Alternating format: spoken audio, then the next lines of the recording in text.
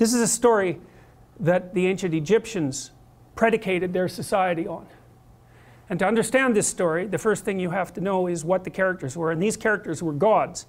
There's 4 of them. Although the Egyptians had far more than 4 gods. You might think of these as the central gods. And you might think, what is a central god? And then you might think, well, imagine that the gods compete for dominance across time in people's imaginations. And some gods win. And they occupy the primary position of dominance in the hierarchy, in the dominance hierarchy of gods. And those are ideals. And ideals compete across time for dominance. And they're embodied. And so when diverse tribal people come together, they throw all their gods into the ring and they fight across time, and something emerges as a victor. And that's the emergence of monotheism out of polytheism. And it parallels the development of a unified morality within each of us as we develop across time. And the God that emerges as dominant across time bears a substantial resemblance. Imagine you have a set of gods in this locale that are competing across time, and something emerges as dominant. And then over here you have another set of gods that compete across time for dominance, and something emerges. You'll see major commonalities across the 2 things that emerge. And the reason for that is because the process of emergence that gives rise to both of them is similar in both situations. And that's part of what accounts for the cross-cultural similarity of high-order religious ideas. All right, anyways, you need to know the characters. Osiris. Osiris is the old king. He's Dumbledore for all intents and purposes. He's the old king. He's the spirit that established the Egyptian state when he was young. He was a great hero, but now he's old.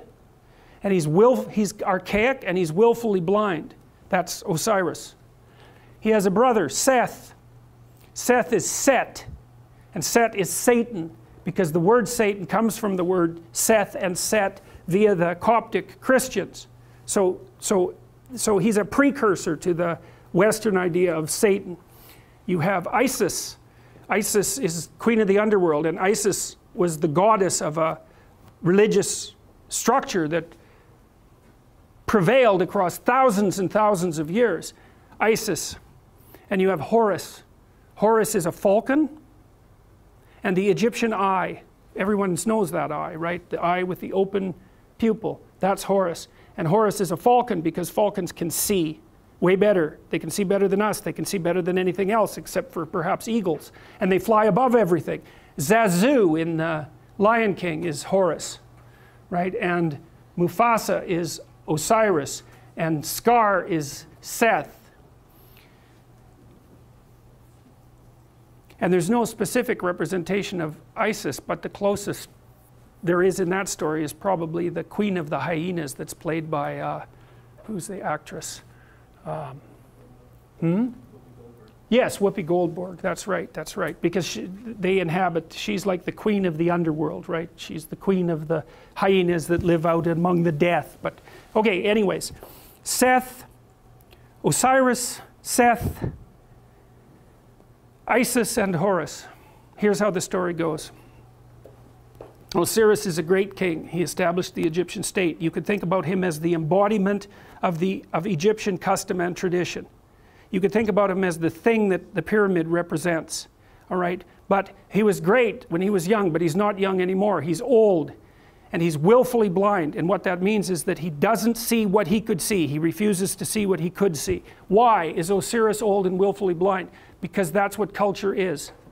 It's a paternal spirit that's old and willfully blind, and it's always that way, always that way. And the reason for that is because it's a construction of the dead. The dead aren't alive. They can't, so they're out of date, and they can't update themselves anymore. And you inhabit their corpse, and that's actually what happens in an earlier story that I'll tell you next week. The early Mesopotamian gods inhabited the corpse of their father, roughly speaking. Anyway, so Osiris was great and when he was young, but he isn't young anymore. He's old and he's willfully blind. He won't look where he knows he should look. He doesn't have the energy, or maybe he doesn't have the spirit. His brother Seth is not a good guy. And Osiris knows it, but he underestimates his malevolence and power. And so Seth wants to rule the kingdom. So what does that mean? It's easy. Every stable society is threatened by willful blindness and malevolence. Always. Every bureaucracy has that proclivity to stagnate and to become blind. That's why corporations die all the time. That's why a Fortune 500 company only lasts 30 years. It's why we have to have elections. It's to stop the dead from staying in control for too long. Osiris turns a blind eye to Seth. Seth is happy about that. Same thing happens in the Lion King, roughly speaking. Seth one day waits for Osiris to make a mistake and to be weak, and he attacks him and he chops him up into pieces. And he distributes the pieces across the entire Egyptian state. In fact, the Egyptians regarded their provinces as pieces of Osiris's body. Okay, so now you can't kill Osiris because he's a god. And why is he God? A god because he represents the spirit of structure. And there's always structure. It can't be destroyed. It always reconstitutes itself. It can be hurt and broken into pieces, which is exactly what happens to Osiris. Things fall apart. Why? Because they get old and because malevolence undermines them. That's what the Egyptians were trying to sort out. Okay, so Seth distributes his Osiris all over Egypt so he can't get himself back together. Right? Things fall apart and they can't be brought back together. But the spirit of Osiris still lives in the pieces. So what happens? Order is demolished. What would you expect? Chaos emerges. That's Isis. Isis is queen of the underworld. She's Osiris's wife. Order and chaos, just like the yin and the yang. Order collapses, up comes the queen of the underworld. She's looking for order. Chaos cries out for order. She's looking for order. She goes all around Egypt trying to put Osiris back together. It's a state of chaos. She finds this phallus. She makes herself pregnant with it. And what does that mean? Well, it means it's like Geppetto in the belly of the whale. That thing has the potential to reemerge. The thing that collapses into its pieces is still alive. It can unite with the chaos and produce something new. That's the story of the dissolution of structure into chaos and then its revivification. Isis makes herself pregnant. She goes back down to the underworld. She gives birth to Horus. Horus is the Egyptian eye. He's the son of the great father and the great mother. He's a messianic figure. And in fact, much of the mythology that described Horus was extracted without much modification and then attributed to Christ. Very much, and you can read about the parallels. You can read about it online if you want. But there's any number of parallels. And of course, there is the mythology that the Jews came out of Egypt. And of course, the Christians emerged from the Jews. And so there was a tremendous influence of Egyptian thinking on the development of these later ideas. And you see pictures of Isis with Horus on her lap that are virtually identical in content and form to the later pictures of Mary with the infant Christ. And that's the holy mother of God in the hero. It's not a Christian motif. It's far deeper than a Christian motif. It's a human motif. So Isis, queen of the underworld, gives birth to Horus. And Horus grows up outside the kingdom. Why? In the underworld. Because that's what human beings do. You're alienated from your culture. Always. Why? It's old and dead and corrupt. And so that leaves you growing up in chaos. What would you call? Alienated from your fundamental culture. That's the story of adolescence. Horus grows up. He can see. That's what differentiates him from Osiris. That's why he's a falcon. He goes and has a fight with Seth. And now the difference between Osiris and Horus is that Horus does not underestimate Seth. He knows exactly what he's up against. He goes and has a terrible battle with him, trying to get his kingdom back. Something else that's echoed in the Lion King story. And while Horus and Osiris or Seth are fighting, Seth tears out one of his eyes. Now why? Because Seth is the embodiment of destruction and malevolence, and no matter how conscious you are, if you encounter that, even voluntarily, the probability that it's going to damage your consciousness is extraordinarily high. That's why people don't do it. So the eye is torn out, but Seth is defeated, and Horus banishes him to the nether regions of the kingdom. You can't kill him. Why?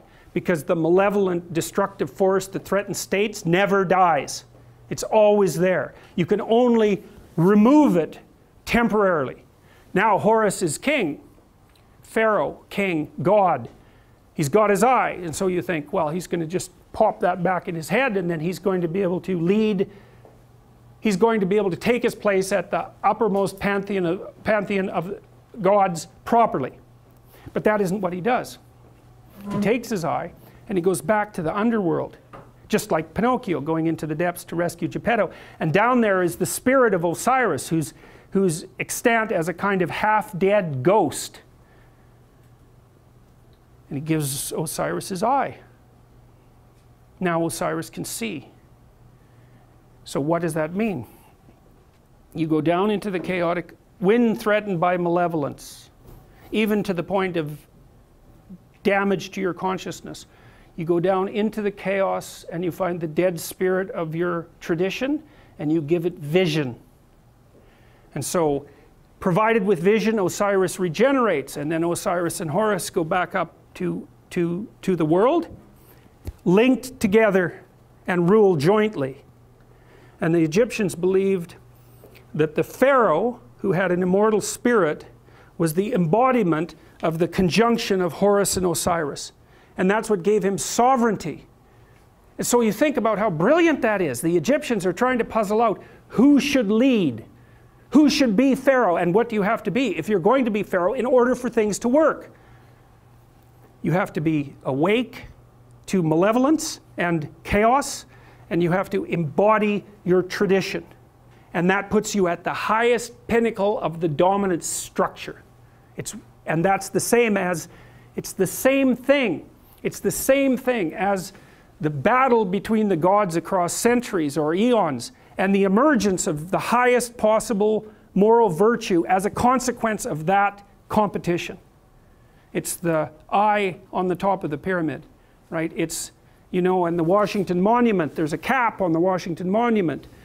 The top of the Washington Monument is a pyramid. At the top of the pyramid is a cap. It's made out of aluminum. And the reason it's made out of aluminum is because when they made the Washington Monument, it was the most valuable metal known. And so what does it mean? It means there's a pyramid and there's something at the top of it. But the thing that's at the top of the pyramid isn't the same as the rest of the pyramid. That's the thing. The pyramid exists. There's a dominance hierarchy. Something climbs up to the top. But it's not just at the top of one pyramid. It's at the top of all of them. The thing that rises to the top of any given pyramid is the same thing that can dominate all pyramids. It isn't good enough to be the best at a dominance hierarchy.